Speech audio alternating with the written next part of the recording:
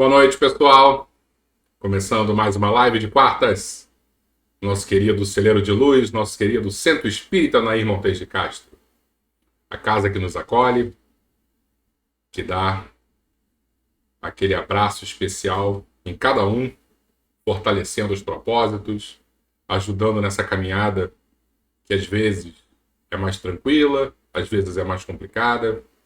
É aquele ombro amigo que nos dá o suporte necessário. Espero que todos estejam muito bem e já estava ansioso para chegar quarta-feira, para a gente bater esse papo, para conversarmos. É o nosso espaço que, de alguma forma, preenche pelo menos o meu coração. E acredito que o de vocês também. Acredito que a gente já tenha colocado na nossa agenda, na nossa rotina, esse encontro às quartas. Vou dar uma olhadinha para ver quem já está aqui conosco. E aí eu vou dando boa noite para cada um. Denise, tudo bom, Denise? Um beijo para você. Bernadette, muito boa noite para você também. Patrícia, boa noite, Patrícia. Silvia, espero que você e sua família também sejam todos muito bem. Eliane, boa noite. Marisa, eu estive segunda-feira com ela. Como é que você está? Espero que você esteja muito bem também. Vale, minha querida, saudade de você. Super beijo. Nancy, tudo bom, Nancy? Boa noite. Aninha, minha amiga, espero que você esteja muito bem. Manda um beijo para Bruna. E as pessoas vão chegando aos poucos, e aí, de vez em quando eu dou uma olhadinha aqui e vou mandando aquele beijo, dando boa noite, porque é o nosso cantinho do Centro Espírita Nair Montes de Castro, é o nosso cantinho virtual. Eu fico muito feliz da gente ter criado esse espaço. E hoje vamos dar prosseguimento à leitura do nosso livro A Caminho da Luz, psicografado por Chico Xavier e ditado pelo Espírito Emmanuel. Para quem caiu de paraquedas, quem está assistindo pela primeira vez, nós temos uma playlist tanto no Facebook e no YouTube. A gente faz a live ao vivo, né? Live, lógico, ao vivo, no Facebook. E eu poderia fazer também ao vivo no YouTube, os dois ao mesmo tempo, mas eu fico preocupado que às vezes tem algum probleminha na conexão e aí a gente perderia os dois. Aí eu prefiro fazer ao vivo no Facebook e quando eu termino eu subo para o YouTube, vejo se está tudo direitinho e aí a gente está garantido que no mínimo no YouTube vamos ter o estudo salvo com certeza, tá? Então, quem está chegando agora, quiser iniciar do princípio, nós temos essa playlist principalmente lá no YouTube, onde todos os capítulos foram lidos, debatidos, né? E de uma maneira que eu acho interessante, sempre com um pouquinho de história, com mais ilustrações, para ajudar a nossa compreensão, porque nem sempre estamos acostumados a alguns temas, e eu acho que facilita a nossa vida. E para quem não curte muito história, quem não curte muito esse livro, mas gosta de uma oração, no final nós sempre temos uma oração em conjunto. E eu lembro que esse espaço começou justamente por isso. Na época da pandemia, os espíritos estavam muito preocupados, porque de alguma forma a gente havia se distanciado um pouquinho do templo religioso, que é a nossa casa espírita, e isso faz com que a gente, não por causa das pedras em si, como da construção, mas de toda a espiritualidade que envolve a nossa casa, né, de toda a harmonia que envolve, e às vezes a gente está distante, a gente perde um pouquinho disso. Então, a orientação foi que a gente criasse algum meio para que pudéssemos fazer orações em conjunto, pudéssemos estar pensando em Jesus juntos. E aí veio a nossa live de quintas, aí precisamos mudar para quarta-feiras, e graças a Deus a gente já deve estar fazendo uns 2 anos. Acredito que até mais. Então, vamos lá. E aí, o que eu pensei hoje?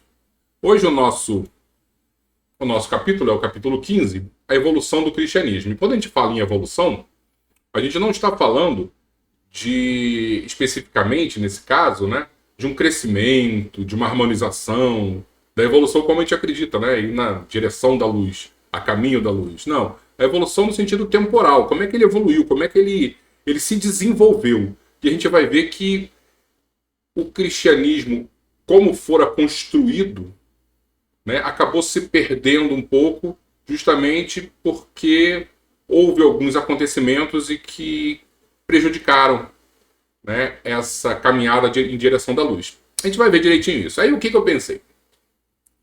Nós também temos, tanto no YouTube quanto no Facebook, uma série que a nossa Casa Espírita fez a respeito da história do cristianismo.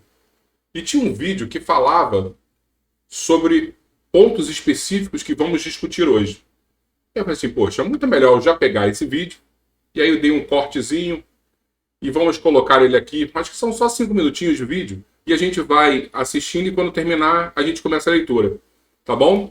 E vai começar falando de um dos imperadores romanos, que é Diocleciano, e que nesse período desse imperador, que houve a maior perseguição dos cristãos.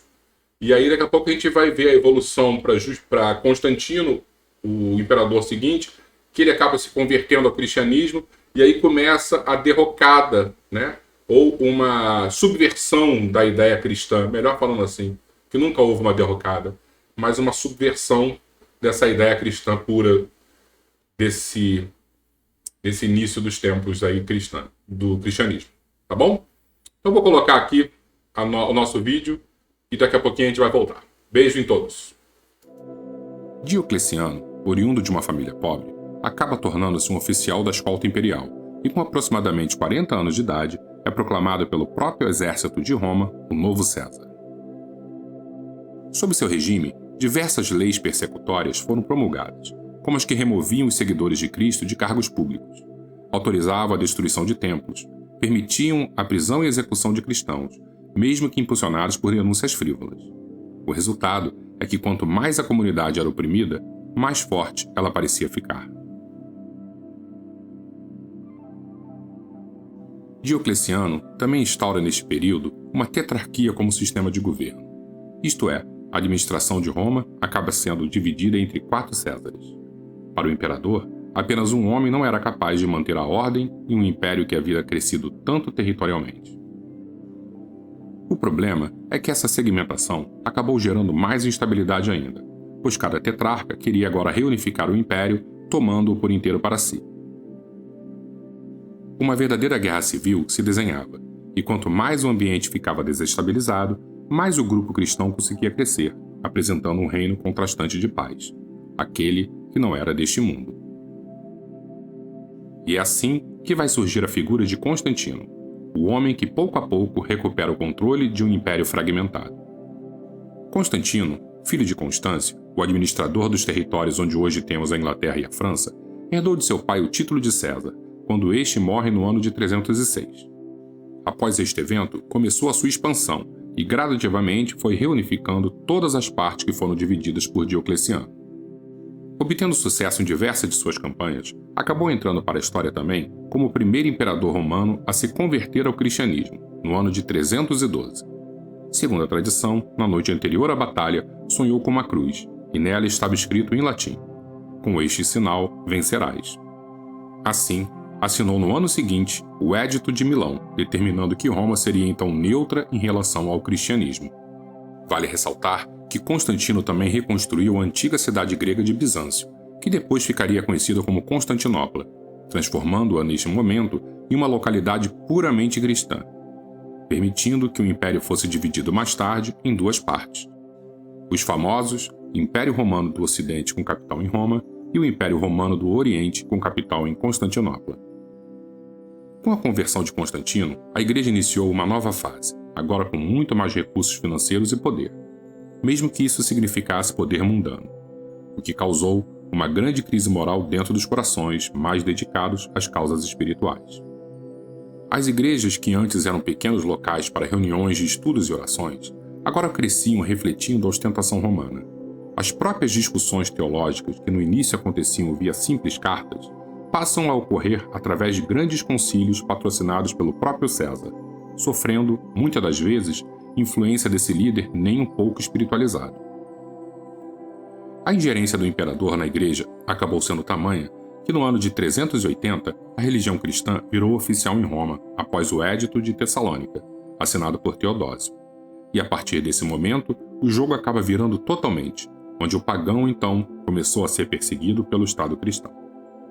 Os anos passam e o império, que já estava novamente dividido, só que agora em duas partes, uma com capital em Roma e outra em Constantinopla, sofria todos os tipos de ameaças.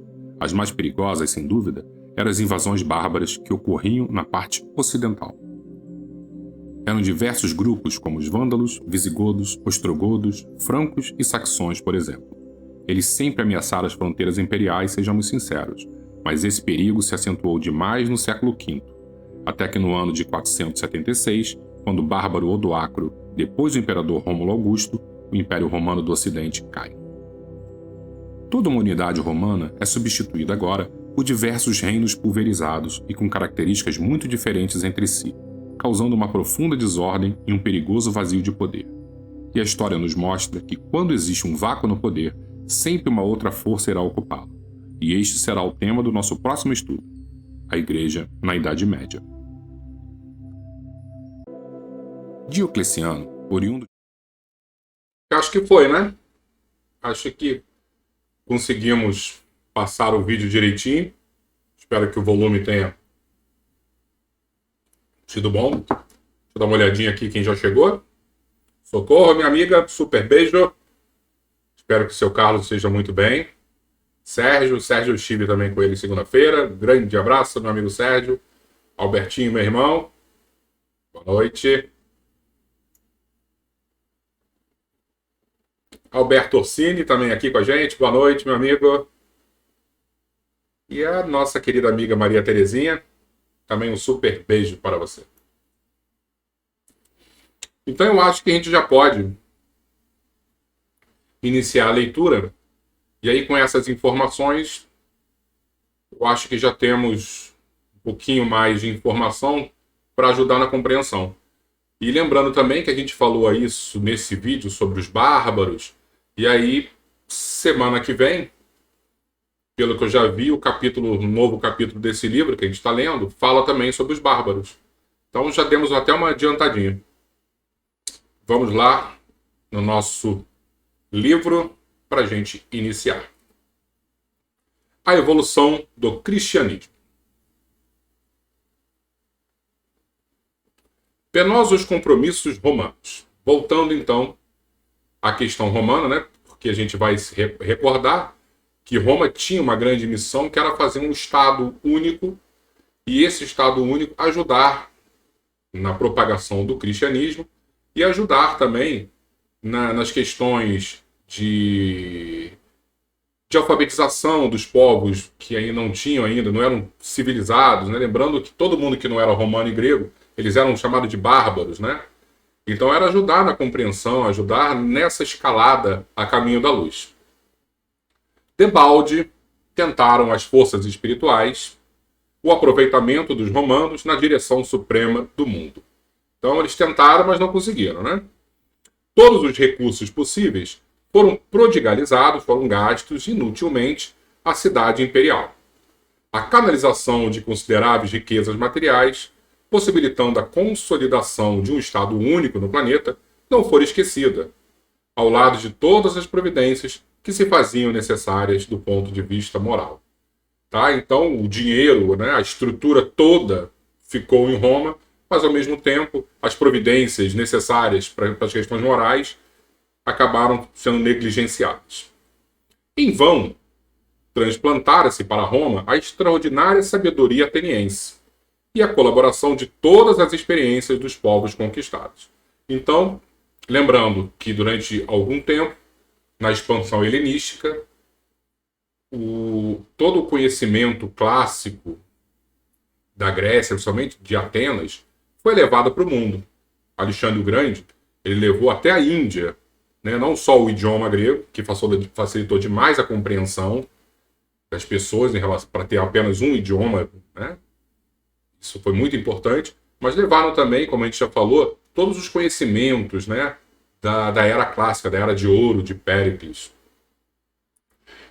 E, ao mesmo tempo, todas as experiências, né, que os romanos tiveram também, com povos chamados de bárbaros, mas que tinham muito a acrescentar, acabaram que tudo isso se perdeu. Os espíritos encarnados não conseguiram a eliminação dos laços odiosos da vaidade e da ambição, sentindo-se traídos em suas energias mais profundas, contraindo débitos penosos perante os tribunais da justiça divina. Tá? A vinda do Cristo ao cenáculo obscuro do planeta, trazendo a mensagem luminosa da verdade e do amor, assinalara o período da maioridade espiritual da humanidade. Então, Emmanuel é sempre muito claro em relação a isso, que o fato de Jesus ter nascido aqui modificou completamente o planeta, como se nós já fôssemos, assim, maiores de idade. E, junto de diversos deveres, né, na verdade ele vai falar aqui, ó, essa maioridade implicava direitos, né, junto desses direitos vinham deveres também, que por sua vez se fariam acompanhar do agravo de responsabilidades e deveres para a solução de grandes problemas educativos do coração. Seu homem físico rasgavam-se os mais amplos horizontes nos domínios do progresso material, os evangelhos vinham trazer ao homem espiritual um roteiro de novas atividades, educando-o convenientemente para as suas arrojadas conquistas de ciência e de liberdade, com vistas ao porvir. O aproveitamento desse processo educativo deveria ser levado a efeito pela capital do mundo, de acordo com os desígnios do plano espiritual. E aí vem um ponto muito, muito importante. Pesadas forças da treva, porém, aliaram-se às mais fortes tendências do homem terrestre, constantemente inclinados aos liames do mal que o prendiam à terra, adstrito aos mais grosseiros instintos de conservação. E enquanto os espíritos abnegados do alto choram sobre os abusos de liberdade dos romanos, a cidade dos Césares embriaga-se cada vez mais no vinho do ódio e da ambição, contraindo dívidas penosas, entrelaçando os seus sentimentos com o ódio dos vencidos e dos humilhados, criando negras perspectivas para um longínquo futuro. Tá? Então é muito importante a gente perceber que as trevas estão aí e estão tentando sempre desencaminhar a humanidade. E como eles encontram nos nossos corações terreno fértil para as ideias nefastas, é uma festa. E os espíritos tentam, os espíritos nos inspiram, ajudam, traçam metas, só que vem lá os nossos coleguinhas do passado, e nesse caso eu fico imaginando, né, o nível dos espíritos que trabalharam para destruir o cristianismo logo nesse início. Nós não estamos falando de nossos obsessorizinhos. A gente está falando de grupos assim, realmente de outro potencial para desarmonizar, né? Culpas e resgates dolorosos do homem espiritual. Ao coração misericordioso de Jesus chegam as preces dolorosas de todos os operários da sua bendita semeadura. Então todo mundo que estava aqui, seja encarnado, desencarnado, trabalhando em nome de Jesus, Jesus percebia, né, essas preces. Seu olhar percussiente, todavia, penetra o âmago das almas e não for em vão que recomendar o crescimento do trigo e do joio nas mesmas leiras, somente a ele competindo a separação na época da ceifa. Daqui a pouco a gente vai entender bem esse símbolo, né, do trigo e do joio juntos. A limitada liberdade de ação dos indivíduos e das coletividades, isso é importante quando a gente fala de livre-arbítrio. Repara que Emmanuel fala a limitada liberdade de ação. Então, até o nosso livre-arbítrio, de alguma forma, é limitado, tá? A limitada liberdade de ação dos indivíduos e das coletividades é integralmente respeitada. Cada qual é responsável pelos seus atos, recebendo de conformidade com as suas obras. Foi por isso que Roma teve a oportunidade de realizar seus propósitos e desígnios políticos. Por isso, dentro dessa lei do livre-arbítrio, por isso que Roma pôde fazer o que quis. Tá? Porque faz parte do livre-arbítrio. Eles respeitam. Mas a justiça divina acompanhou-lhe todos os passos nos enormes desvios a que se conduziu, comprometendo para sempre o futuro do homem espiritual que somente agora conhecerá um reajustamento nas amargurosas transições do século que passa.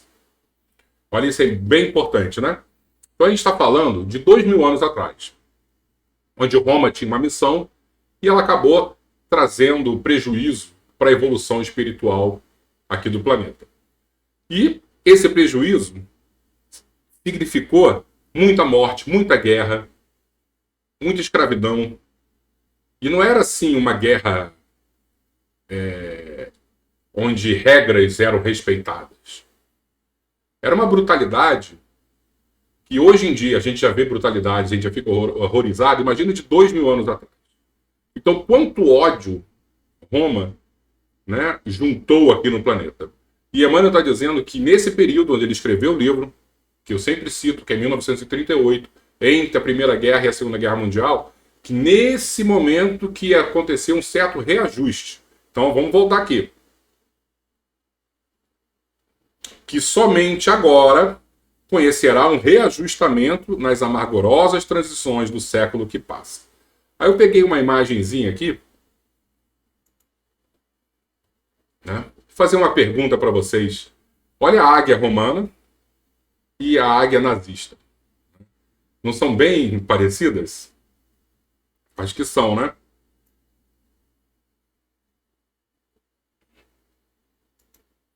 Será que nós temos aí alguma questão reencarnatória? Onde, né, é uma hipótese. A gente não sabe, Emmanuel nunca citou isso. Eu fico só levantando, né? E aí nós temos ali os nazistas, nós temos também junto deles os italianos, né? Roma, nesse caso, a cidade de Roma, em 1940, estava contra outros países ali da própria Europa, porque a Europa, tudo aconteceu ali na Europa praticamente, né? Não estou falando da Segunda Guerra Mundial, estou falando 2000 anos atrás. Quando a gente pega Roma e indo para várias regiões ali do Mediterrâneo, claro que você tinha uma parte da Ásia, do Oriente Médio, da África, mas grandes embates aconteceram com os gauleses, que é a França, na Bretanha, que são os ingleses. E aí você tem esses grupos contra os alemães. A gente tem que pensar nisso.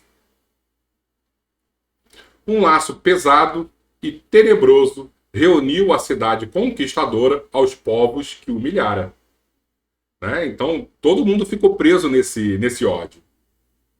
O ódio do verdugo e dos seus inimigos fundiu-se em séculos de provações e de lutas expiatórias, para demonstrar que Jesus é o fundamento da verdade e só o amor é a sagrada finalidade da vida.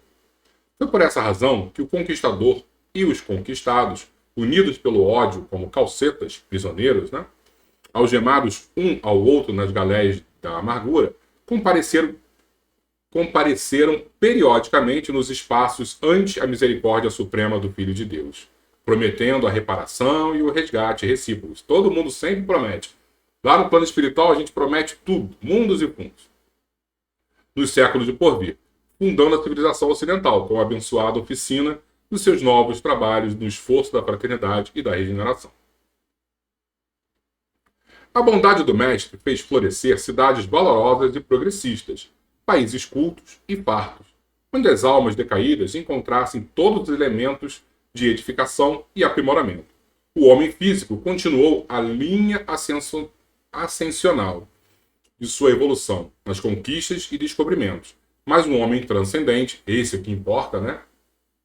O homem espiritual, a personalidade imortal, teria saído do oceano de lodo onde se mergulhou voluntariamente há 2 milênios? Respondam por nós às angustiosas expectativas da hora presente. Então fica essa pergunta, né, dos nossos corações. Será que nós saímos, né, do lodo espiritual? E ele vai falar sobre os mártires.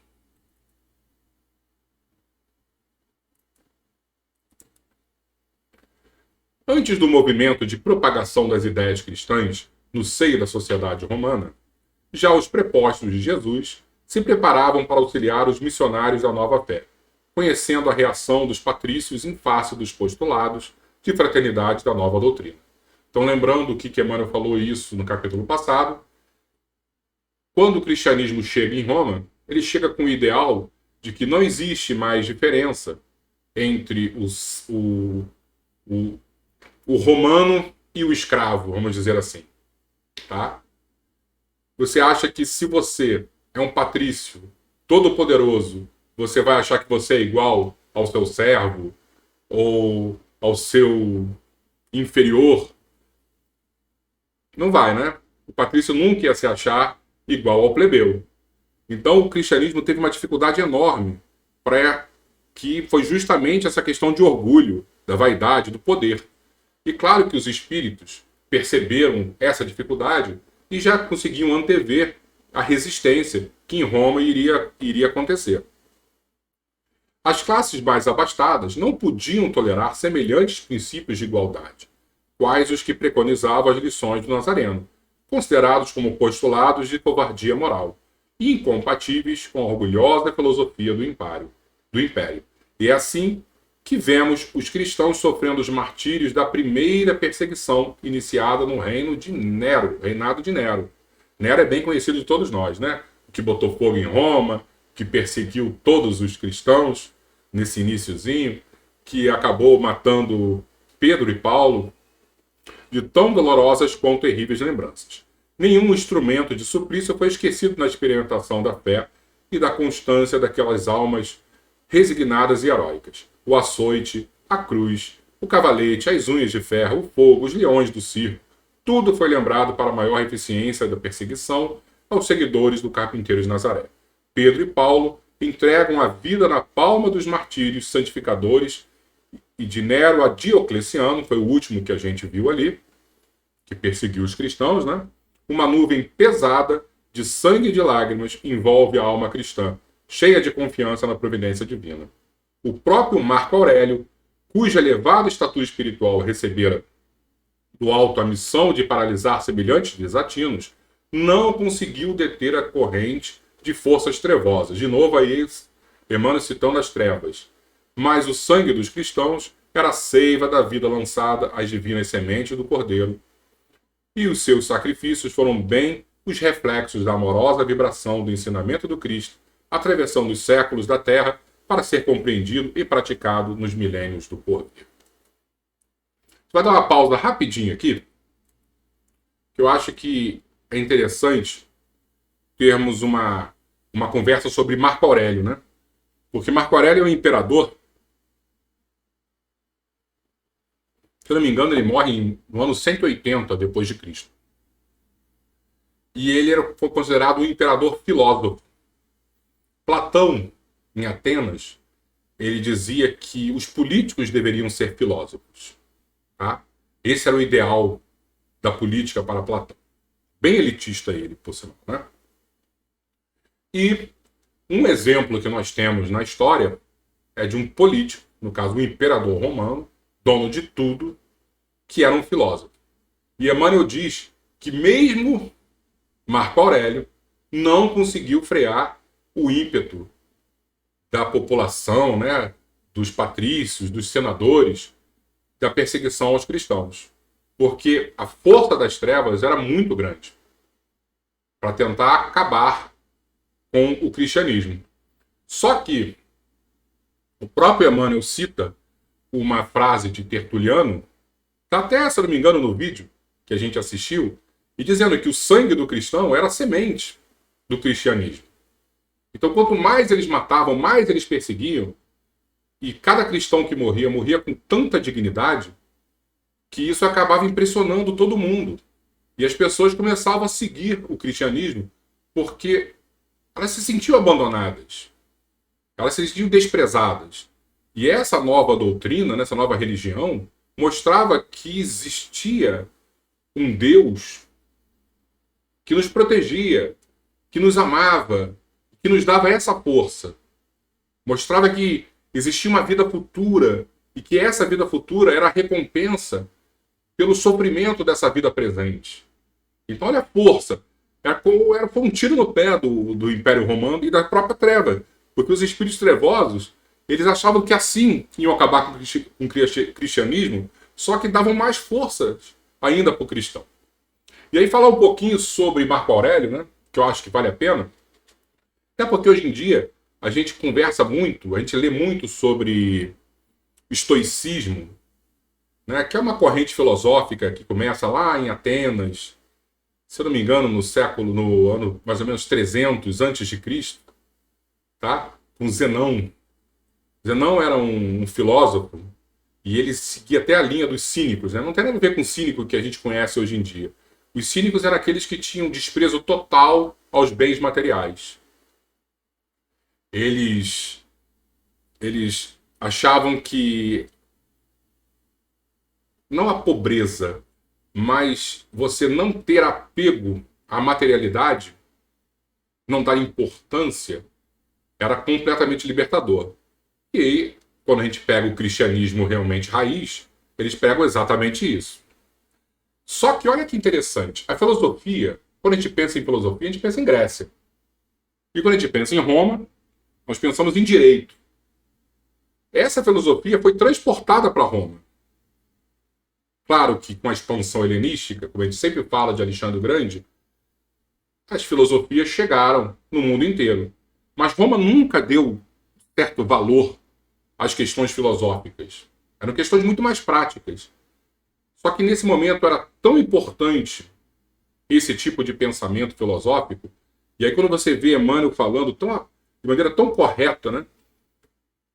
O plano espiritual ajudando até para blindar, para proteger os cristãos que estavam lá, colocaram um imperador que era um estoico.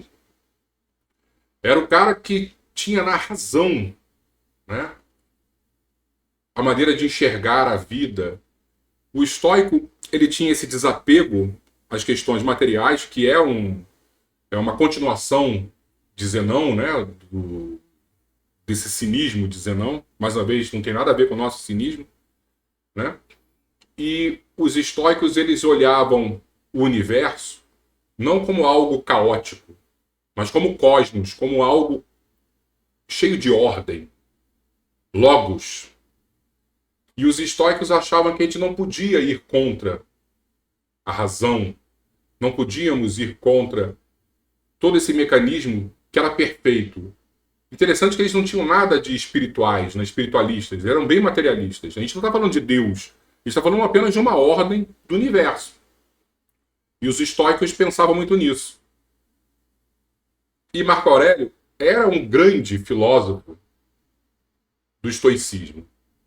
Um homem que, ao meu ver, era um grande sábio. E quando a gente enxerga, mais uma vez, eu vou repetir, Emmanuel falando que essas figuras proeminentes, de grande sabedoria, são colocadas não por acaso, mas para ajudar na formação, na educação, na defesa do cristão, nesse caso específico. Mas mesmo assim, não conseguiu segurar o ímpeto de ódio, porque as trevas, de alguma forma, foram muito mais fortes que ele. Então nós temos que sempre orar e vigiar, independente da nossa fé, independente da nossa coragem, sempre orar e vigiar, porque somos muito pequenos e existe um grupo que, infelizmente, não quer o bem. Então, sempre com muito cuidado. Então, vamos voltar à leitura do nosso livro. Os apologistas. A doutrina cristã, todavia, encontrara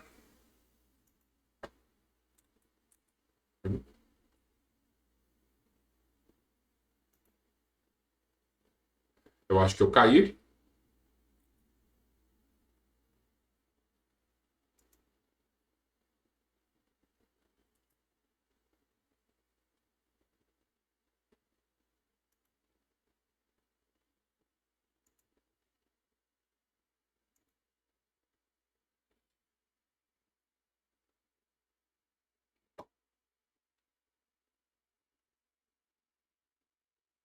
Eu acho que eu caí rapidinho, né, pessoal?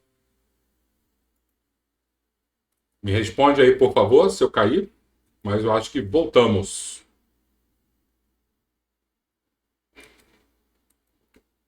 Então vamos falar sobre os apologistas.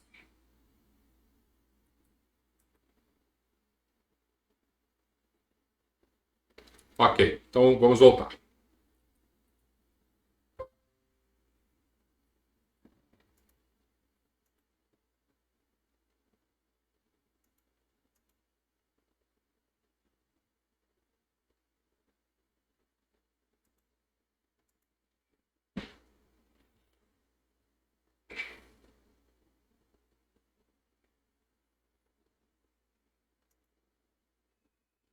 Voltamos?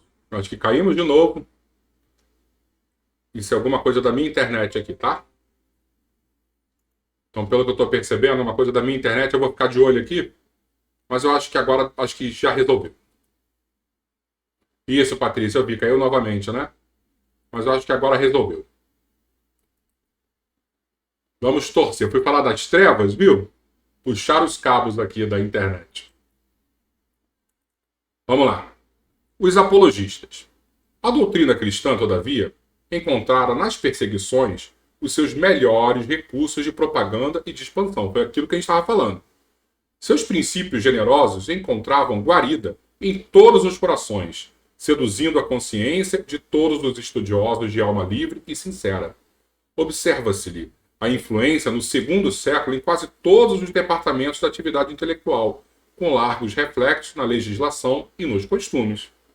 Tertuliano a gente falou lá no vídeo, apresenta a sua apologia do cristianismo, provocando admiração e respeito gerais.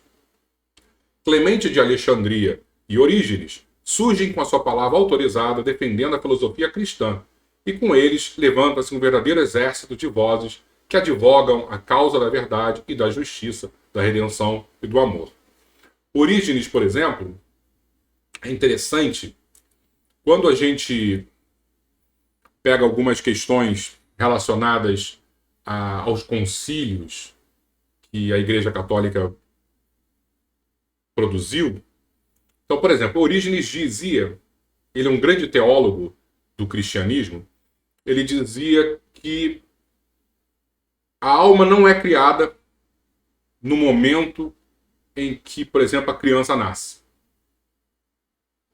Justiniano, imperador romano, do ano 500 mais ou menos, ele vai acabar com isso. Ele vai dizer que não, a alma é criada na hora em que a criança nasce. Olha a ingerência, a intromissão do imperador romano em relação às ideias dos teólogos do cristianismo.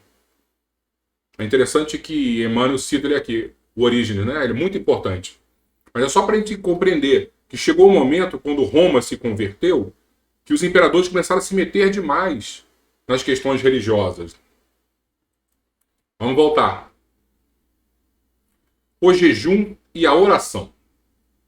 Os cristãos, contudo, não tiveram de início uma visão do campo de trabalho que se lhes apresentava.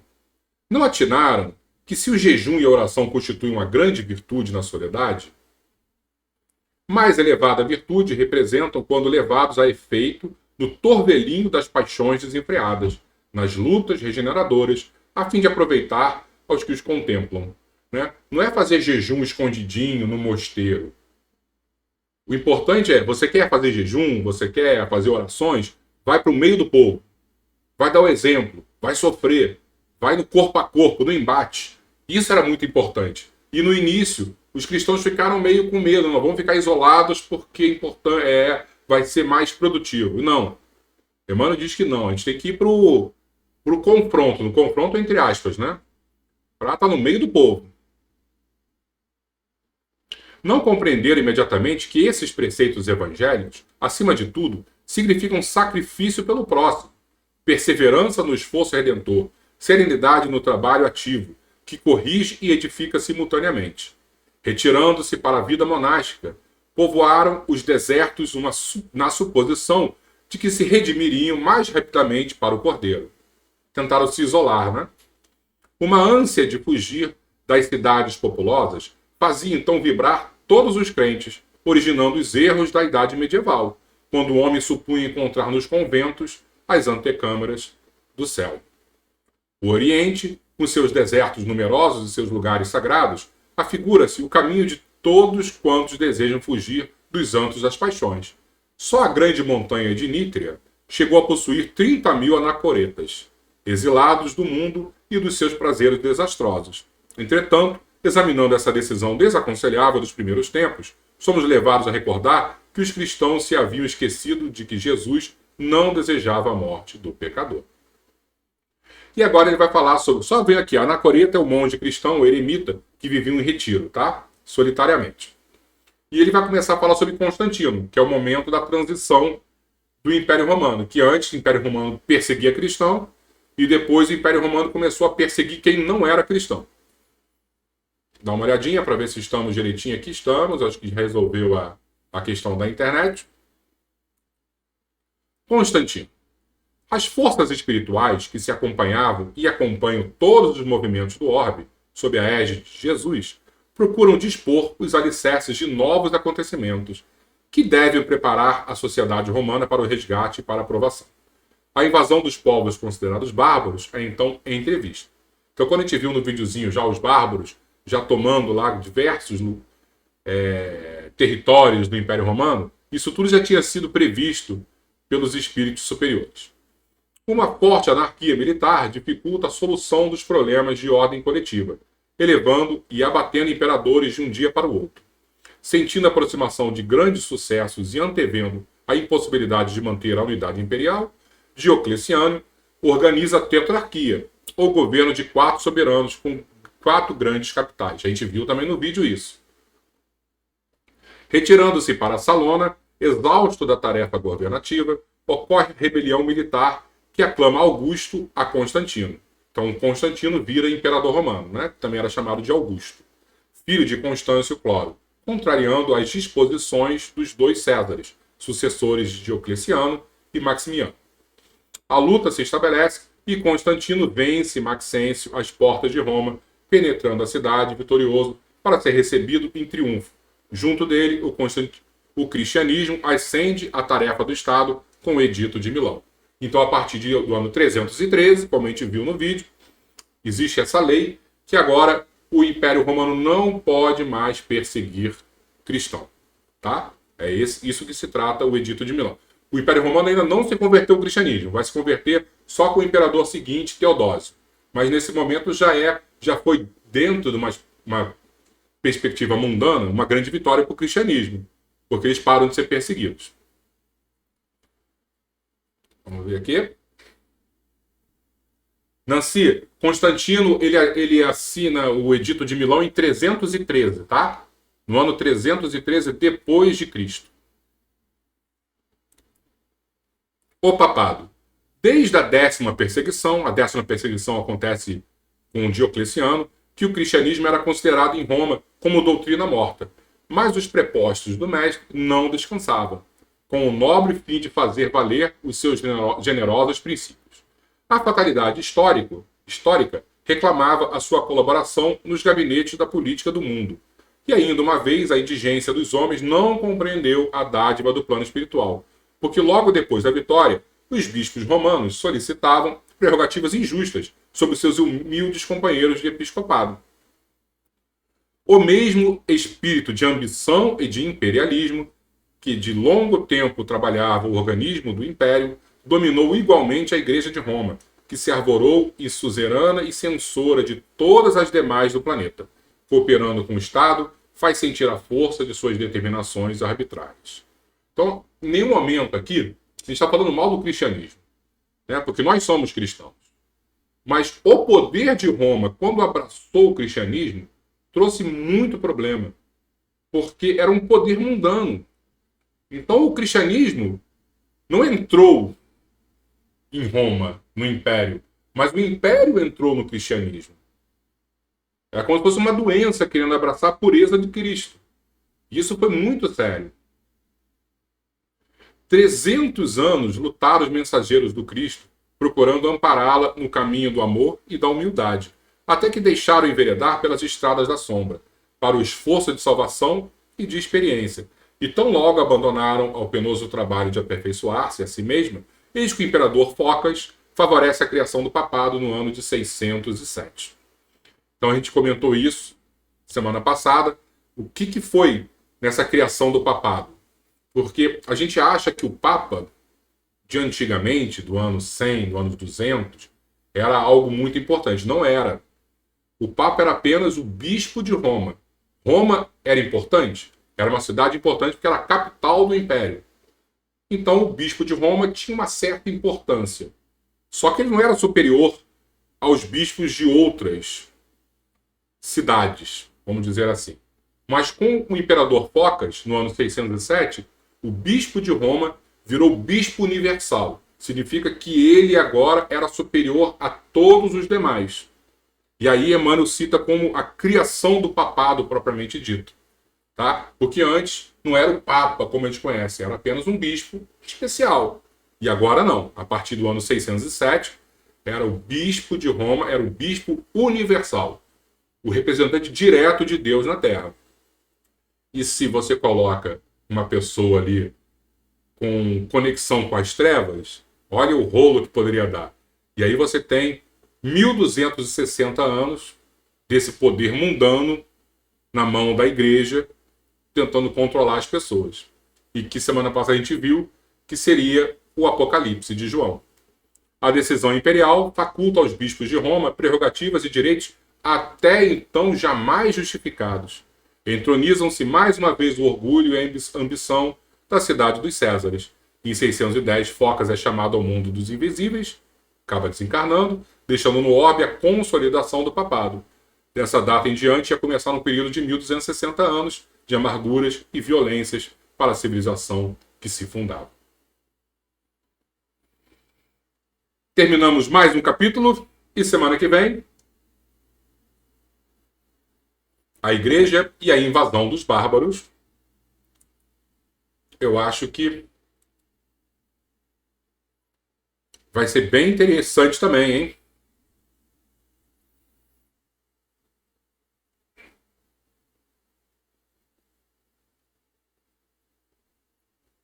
Ó, Silvia está dizendo, Roma vai usar o cristianismo como forma de preservar seu poder.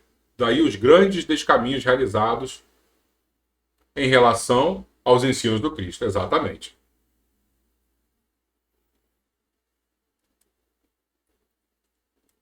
E como eu disse no início, nós temos a nossa cereja do bolo, que é a nossa oração, que é o momento que eu gosto muito, que é o momento que realmente eu consigo me conectar aqui. Como o Albertinho fala, nosso copo d'água, extremamente importante. A gente coloca, a gente fecha os nossos olhos, a gente faz aquela oração, os remédios da espiritualidade chegam e depois vamos distribuir aos nossos familiares, porque de alguma forma todo mundo sai melhor, né? Com mais tranquilidade, com mais conexão com os bons espíritos. Então vamos lá fazer a nossa prece, daqui a pouco a gente volta. Vê? Aqui. É isso, Albertinho. Copo de água e oração. Então vamos fechar os nossos olhos. Vamos lembrar sempre de Jesus, o nosso mestre, o nosso amigo de todas as horas. Estamos provavelmente em nossos lares. E esse é o momento de abrirmos as portas para os bons espíritos. Toda vez que oramos, toda vez que direcionamos o nosso pensamento ao Criador, a Jesus, aos bons espíritos, ao bem, ao amor, não ficamos sem resposta. Tenhamos a certeza de que o Mestre, com toda a sua luz, com toda a sua paz, ele toca cada coração, abraça cada alma, acolhe cada espírito. Então por que não pensar nele de braços abertos, não na cruz, mas de braços abertos, buscando dar aquele grande abraço de professor que reencontra o aluno que às vezes abandonou a escola, mas que se arrependeu e retorna. Vamos imaginar o Cristo sorrindo, aguardando o nosso retorno. E Ele está, neste momento, nossos lábios. Ele está olhando para cada um de nós, sem nenhum tipo de reprovação, sem nenhum tipo de bronca. Não é uma maneira ríspida. É o reencontro do pastor que percebe que a ovelha retorna em segurança. Vamos com ele. Vamos abraçá-lo. Confiar nesse pastor é o que precisamos neste momento. As nossas vidas com ele são mais seguras, são mais fáceis, são menos tortuosas. Vamos abraçá-lo. Vamos sentir o amor do Mestre entrar em nossos corações. Obrigado, Mestre amado. Que a tua paz, que a tua harmonia esteja em nossos lares, hoje e sempre. Assim seja, Senhor.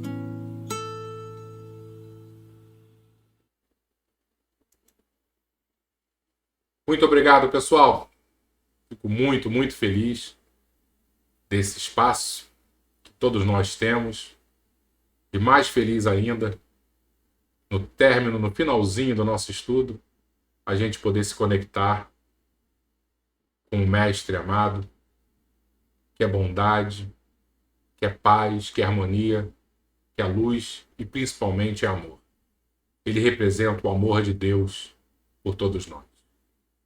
Fiquemos com ele, fiquemos bem e até semana que vem, se Deus quiser.